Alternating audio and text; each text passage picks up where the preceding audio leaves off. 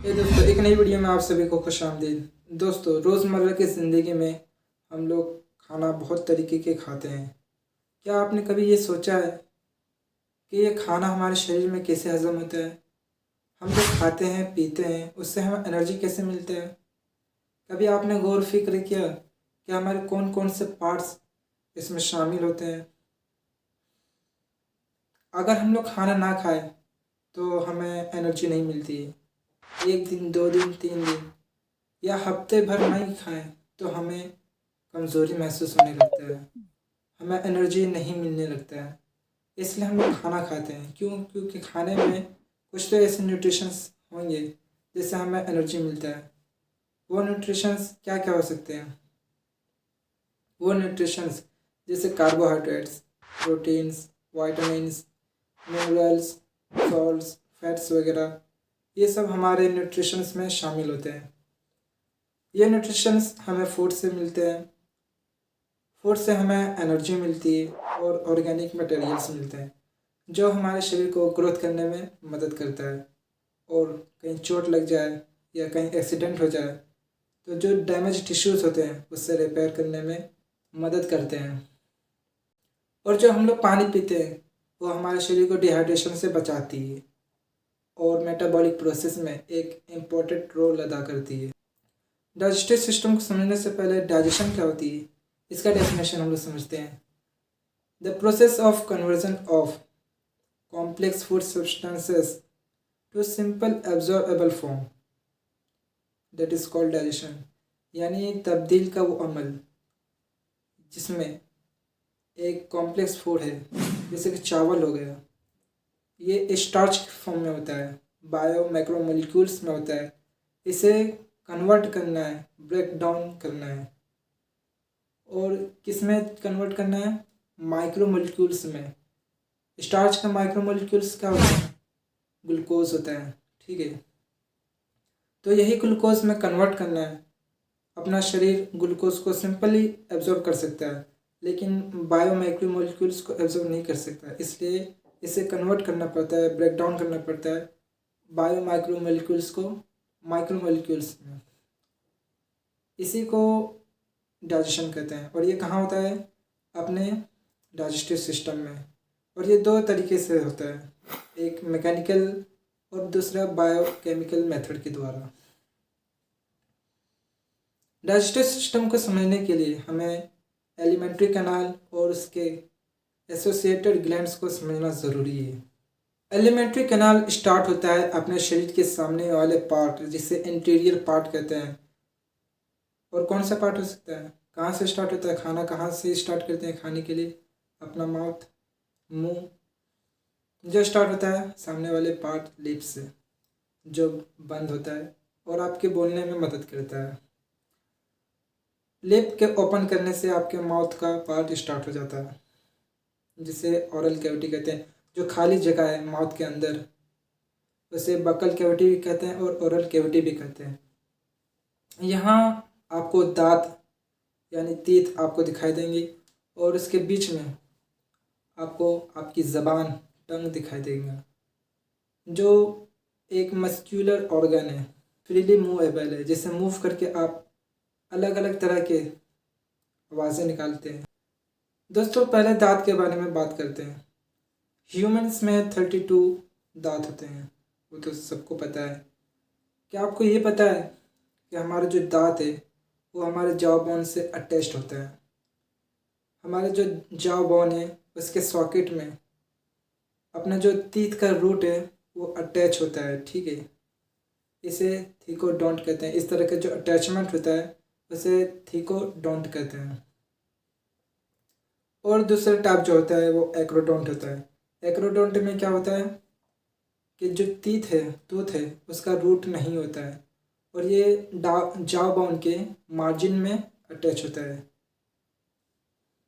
ये हमें देखने को मिलता है फिशेस में और दूसरे रेप्टाइल्स में, जैसे कि लिजर्ड हो गया और कुछ सम स्नेक्स हो गए।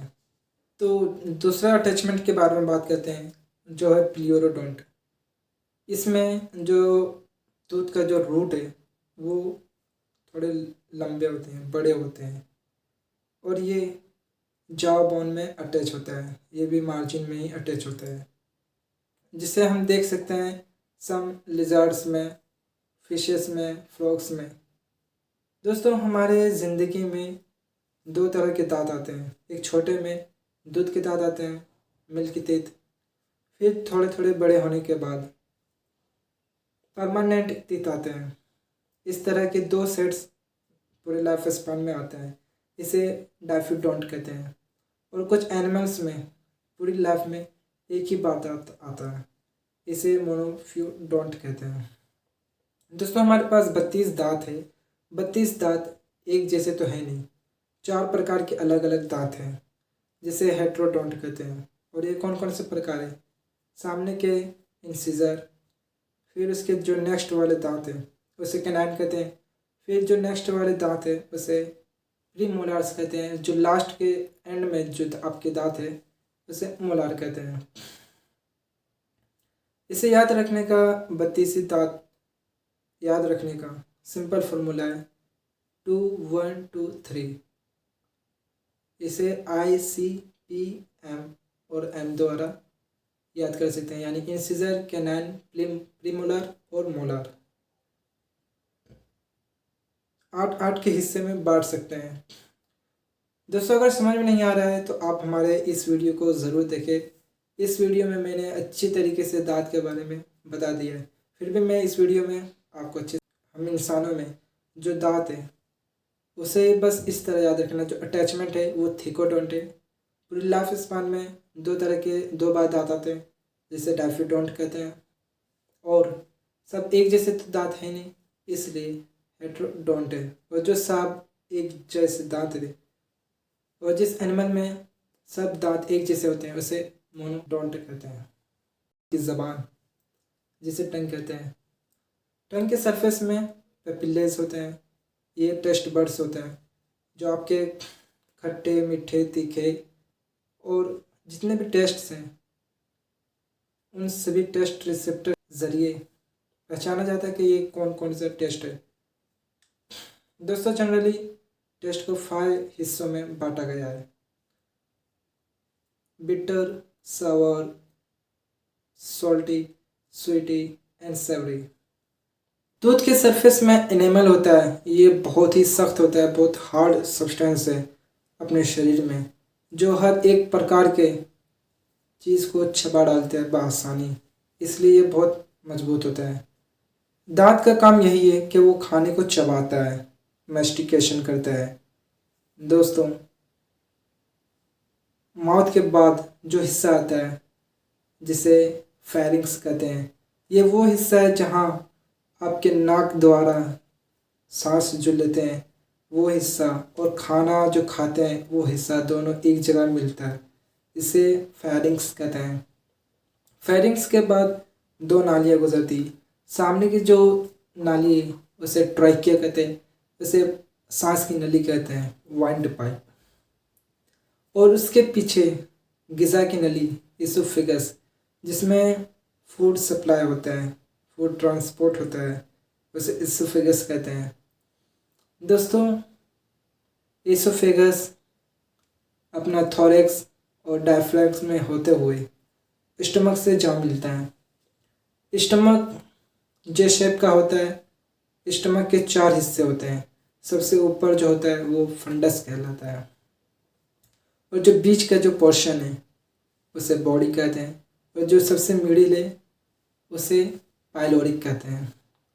और जो चौथा पार्ट वो होता है जहाँ इसोफेगस और स्टमक जिस हिस्से पे मिलते हैं उसे कार्डियक कहते हैं।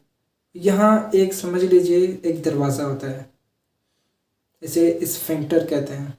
ये स्फिंक्टर का काम ये है कि ये फूड को बैक फ्लो होने से रोकता है। इसका नाम होता है गैस्ट्रोइसोफेजियल स्फिंक्टर। दोस्तों स्फिंक्टर वैसे तो अपने शरीर में बहुत जगह पर है, अपने डाइजेस्टिव सिस्टम में। स्टमक के बाद जो हिस्सा आता है उसे स्मॉल इंटेस्टाइन कहते हैं, और स्मॉल इंटेस्टाइन 3 हिस्सों में बटा हुआ है: डुओडेनम, जेजुनम और इलियम। स्टमक के बाद जो हिस्सा आता है उसे डुओडेनम कहते हैं और ये सी शेप का होता है।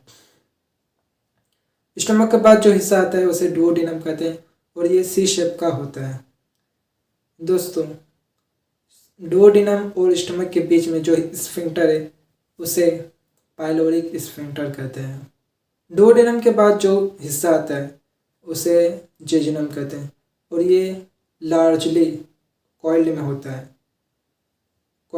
है, याद रखिए। उसके बाद जो इलियम होता है वो उससे भी ज़्यादा हाईली कॉइल्ड में होता है और ये ओपन होता है सीकम में, लार्ज इंटेस्टाइन के स्टार्टिंग पोर्शन, जिसे सीकम कहते हैं। सीकम दरअसल एक बैग लाइक स्ट्रक्चर है और ये ओपन होता है कोलोन में। कोलोन 4 हिस्सों में बटा हुआ है, ascending colon, transverse colon, descending colon and sigmoid colon. उसके बाद रेक्टम के बाद लास्ट जो पार्ट है उसे एनस कहते हैं। दोस्तों, सीकम में एक ट्यूब्यूलर फिंगर लाइक स्ट्रक्चर है, ठीक है, उसे वर्मीफॉर्म अपेंडिक्स कहते हैं। ये था दोस्तों अपना एलिमेंट्री कैनाल। एक बार फिर से रिवीजन करा देता हूँ। ओपनिंग पार्ट माउथ है, माउथ के बाद जो हिस्सा आता है उसे फेरिंग्स कहते हैं। फेरिंग्स के बाद ईसोफेगस, ईसोफेगस के बाद स्टमक, स्टमक के बाद डुओडेनम, डुओडेनम के बाद जेजुनम, इलियम, इलियम के बाद large intestine, large intestine 3 part में है, caecum, colon and rectum. Colon generally 4 हिस्सों में, ascending colon, transverse colon, descending colon and sigmoid colon. दोस्तों, बात करते हैं एलिमेंट्री कैनाल्स के लेयर के बारे में। एलिमेंट्री कैनाल के लेयर 4 टाइप्स के होते हैं।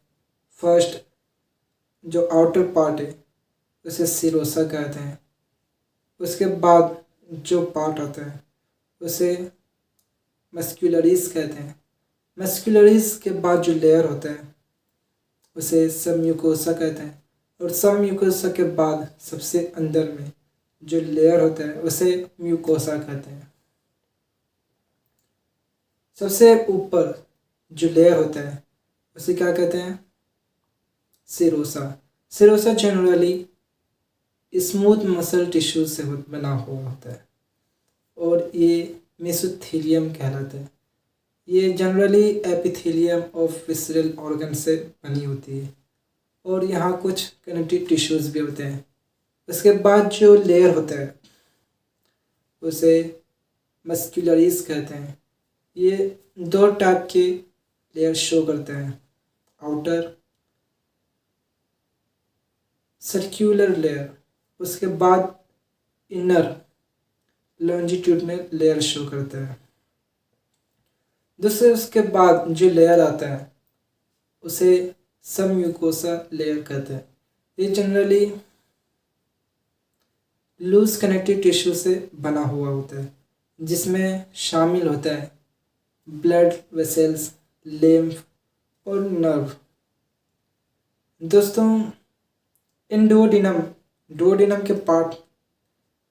के पार्ट्स के जो सब म्यूकोसा है उसमें ग्लैंड भी शामिल होता है। सभी एलिमेंट्री कैनाल में नहीं होता, सिर्फ डुओडेनम में होता है। और उसके बाद जो सबसे इंडर मोस्ट लेयर होता है उसे म्यूकोसा कहते हैं। म्यूकोसा इरेगुलर फोल्ड होता है जिसमें विलाई प्रेजेंट होता है। फिंगर लाइक स्ट्रक्चर होता है, उसे विलाई कहते हैं। स्टमक के विलाई में दोस्तों गैस्ट्रिक सेल्स होता है, गैस्ट्रिक ग्लैंड्स होता है और जो इंटेस्टाइनल म्यूकोसा है उसमें विलाई के बेस में क्रिप्स होता है जिसे लीवर, क्रिप्स ऑफ लिवर कून कहते हैं। दोस्तों, कहीं कहीं अलग अलग मॉडिफिकेशन दिखाई देता है पूरे एलिमेंट्री कैनाल में। दोस्तों, ये था एलिमेंट्री कैनाल के पार्ट्स